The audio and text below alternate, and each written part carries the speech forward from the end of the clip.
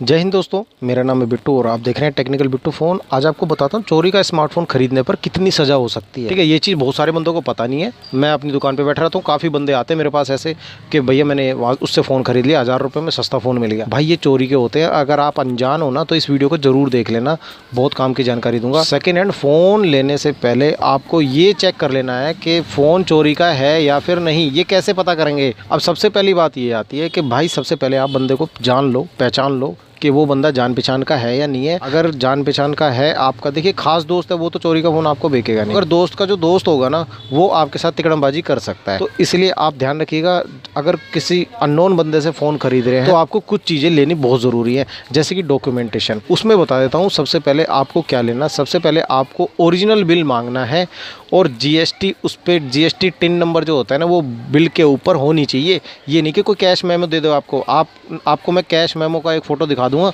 ऐसा वाला बिल मत लेना उससे, किसी भी मोबाइल बेचने वाले से, चाहे वो आपको थोड़ा बहुत जानता हो या दूर का जानने वाला हो, कैसा भी हो, उससे कैश मेमो वाला बिल बिल्कुल मत लेना, ये कोई मान्य नहीं होता है ये। ठीक है, और आपको ओरिजिनल बिल लेना। ओरिजिनल बिल लेने के बाद भी आपको उसका ड्राइविंग लाइसेंस की फ़ोटोकॉपी या फिर उसके आधार कार्ड की फ़ोटोकॉपी, ये चीज़ याद करके ले लेना, वरना अब आपको मैं बताता हूँ स्मार्टफोन खरीदने पे आप कितना फंस सकते हो। अब मैं आपको कुछ प्रोफेशनल बातें बता देता हूँ। देखिए स्मार्टफोन यूज़र है ना, प्रीमियम फ़ोन की तरफ तेज़ी से अट्रैक्ट हो रहे हैं आज के टाइम पे। जैसे नया फ़ोन कोई लॉन्च हो जाता है उनका मन वही खरीदने को हो जाता है। वो ये सोचते हैं अगर ये फ़ोन मुझे सेकंड हैंड कहीं से मिल जाए, कुछ दिन का चला हुआ, तो भाई मेरे लिए बहुत अच्छी बात होगी। तो भाई वो मिल भी जाते हैं 10-15 दिन में। अब आपको एक चीज़ बताता हूँ, चोरी का फ़ोन अगर आपने गलती से खरीद लिया, अब देखिए इतना क्रेज़ बढ़ गया है कि बंदे फ़ोन खरीदते वक्त है ना हिचकते नहीं है कि ये फ़ोन सर्टिफाइड सेलर से लूँ या फिर किसी जान पहचान के बंदे से लूँ। उन्हें खरीदने से मतलब रहता है, किसी भी दुकान से ले लेते हैं। भाई दुकान वालों का भी भरोसा नहीं होता, वो आज है कल नहीं है। आप खरीद लोगे उसके बाद वो मना कर देगा साफ, आपको पहचानेगा भी नहीं कि भाई मैंने तो नहीं बेचा तेरे को फ़ोन। आपके पास क्या सबूत रहेगा?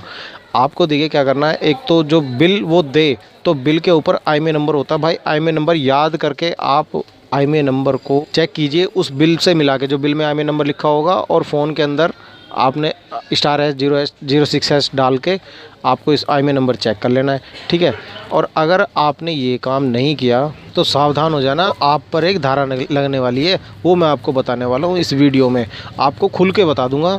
अगर आप चोरी का फ़ोन ख़रीद लेते हैं तो पुलिस आपको पकड़ लेगी, तो आपको 3 साल की सज़ा के साथ 1 लाख रुपए का जुर्माना देना पड़ सकता है। आपको बता दूं कि ये सज़ा IT एक्ट 2000 की धारा 66 ख के अंतर्गत दी जाती है, जिसमें सज़ा के साथ जुर्माना भी लगाया जा सकता है। दोनों भी हो सकती हैं। ठीक है, अगर आप कोई वजह नहीं दे पाए खरीदने की तो ये दोनों चीज़ भी आपके साथ की जा सकती है, 3 साल की सज़ा और 1 लाख का जुर्माना। ठीक है, अब बहुत सारे बंदे हैं ना आज के टाइम पे, आपको मैं एक कहानी का दूसरा पहलू बताता हूँ। देखिए जैसे कोई केस होता है ना तो बहुत सारे बंदे क्या करते हैं, बचने की सोचते हैं कि यार कहाँ कोर्ट के चक्कर मारूंगा, यहीं ले दे के कुछ कर लेता हूँ किसी से। आप समझ गए होंगे किससे लेना देना करना होता है। तो भाई आप अगर उनको लेना देना करोगे ना तो फंसते चले जाओगे, इतने पैसे दे डालोगे, सजा है ना इससे ज़्यादा सजा भुगतोगे भाई। तो इसलिए सबसे अच्छी बात तो यही है कि कोई भी आप कंप्यूटर या फिर लैपटॉप या फिर मोबाइल फ़ोन, स्मार्टफोन, कुछ भी हो ना, ख़रीदने से पहले एक चीज़ ध्यान रखना, आपको बिल ज़रूर लेना है। दूसरा, उसको जान पहचान देख लीजिए, उस बंदे से जान पहचान निकाल लीजिए। देखिए ड्राइविंग लाइसेंस मैंने इसीलिए बोला है क्योंकि ड्राइविंग लाइसेंस पे है ना एड्रेस होता है बंदे का प्रेजेंट वाला, और आधार कार्ड पे भी होता है। ठीक है, ये दोनों चीज़ें आप ले लीजिए और एक पन्ने पे लिखवा लेना कि भाई मैं इतनी तारीख को इतने बजे इस बंदे से फ़ोन खरीद रहा हूँ, फलाने का नाम ये है, तो उसके साइन करा लेना उस कागज़ पे और उसको अपने पास रख लीजिए। उसकी एक फ़ोटोकॉपी करा के आप उसको दे दीजिए, कोई दिक्कत नहीं। मगर ओरिजिनल जो चिट्ठी होगी वो आप अपने पास ही रखना जब खरीदना आप मोबाइल फ़ोन। ठीक है, बाकी मैंने हार्डवेयर कैसे चेक करना, सॉफ्टवेयर कैसे चेक करना है फ़ोन का ख़रीदते वक्त, वो मैंने अलग वीडियोज़ बना रखी है, मेरी प्लेलिस्ट में जाके आप देख सकते हैं। मैंने काफ़ी वीडियो ऐसी बना रखी है। ये मैं इसीलिए बता रहा हूँ, मैंने आज ही एक बंदे को ऐसे में फंसते हुए देखा, बहुत परेशान था। दोपहर के टाइम आया था दुकान पर, भाई दुखी था बंदा बिल्कुल कि भाई मैं क्या करूँ, मैं लेके फंस गया। अब वो बंदा ना तो फ़ोन उठा रहा है और दूसरे बंदे का फ़ोन आ रहा है कि भाई ये फ़ोन मेरा है। अब मैं क्या करना चाहिए? भाई हम दुकान वाले हैं तो हमसे कोई ना कोई तो सलाह लेने ऐसे ही आता रहता है। अगर कोई बंदा आनाकानी करे ना कि भैया बिल तो यार पुराना हो गया फ़ोन, अब 1 साल पुराना है या 2 साल पुराना हो गया, कुछ भी बहाना मारेगा, वो बिल ना देने की कोशिश करे तो उसको मना कर देना, भाई मैं नहीं ले सकता। चाहे वो आपको 500 रुपये में दे, भाई 500 रुपये में भी बहुत महंगा पड़ेगा वो फ़ोन। अगर 20,000 का फ़ोन आपको 500 रुपये में मिल रहा है ना, तो वो 500 में भी बहुत महंगा है आपके लिए। ठीक है, इस चीज़ का ध्यान रखना, कभी भी इस रास्ते पे मत जाना, बहुत परेशानी आने वाली है।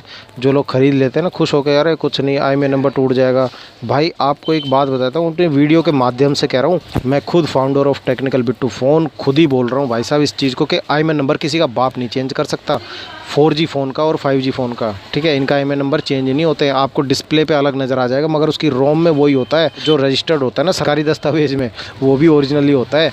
ठीक है, तो उसे चेंज नहीं कर सकते हम। तो बहुत सारे बंदे हैं ना इस वहम में ख़रीद लेते हैं कि अरे यार मैं IMEI नंबर चेंज करा लूँ, कोई दिक्कत थोड़ी है। और कुछ बंदे चला भी रहे होते हैं, वो सोचते हैं कि हमने IMEI नंबर चेंज करा लिया, चल रहा है। नहीं भाई, तुम्हारे ऊपर पड़ी नहीं है, आपके ऊपर अभी आफत आई नहीं है। या तो उस बंदे जिसका खोआ था या जिसका ख़रीदा है, जिसका चुरा हुआ था, उसने कंप्लेंट नहीं कराई। बहुत सारे बंदे होते हैं नहीं कराते कि भाई छोड़ रहा, दूसरा फ़ोन ले लेता हूँ, क्यों कंप्लेंट कराई। बहुत सारे बंदे ऐसे होते हैं। तो वो फ़ोन अगर किसी का चल रहा होता है तो वो खुश हो जाता है कि नहीं मैंने तो चला रखा, भाई साहब फ़ोन चल रहा है। मगर जो बंदा कंप्लेंट लिखा देता है ना, वो भाई उसके बाद उसकी लेनी देनी हो जाएगी।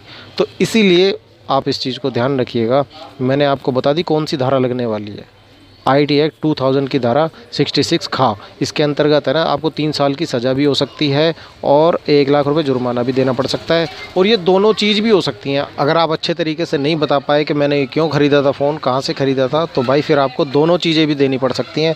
तो इस चीज़ से आप सावधान रहिएगा। मैं मिलता हूँ आपसे अगली वीडियो में, तब तक के लिए जय हिंद, जय भारत।